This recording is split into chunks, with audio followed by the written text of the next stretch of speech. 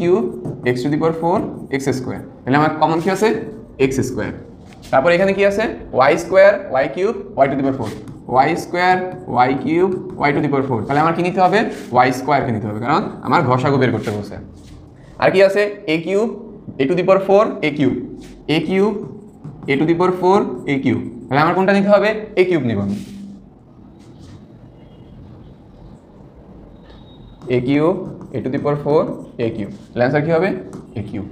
তারপর কি আছে B to the power 4 B cube B square, B to the power 4 B cube B square, তাহলে আমি কোনটা নিব সব থেকে ছোট কোনটা আছে বি স্কোয়ার, তাহলে আমাদের অতএব নির্ণয় গসাগু কি হবে গসাগু হবে 5 এক্স স্কোয়ার ওয়াই স্কোয়ার এ কিউব বি স্কোয়ার, এটা আমাদের অ্যান্সার।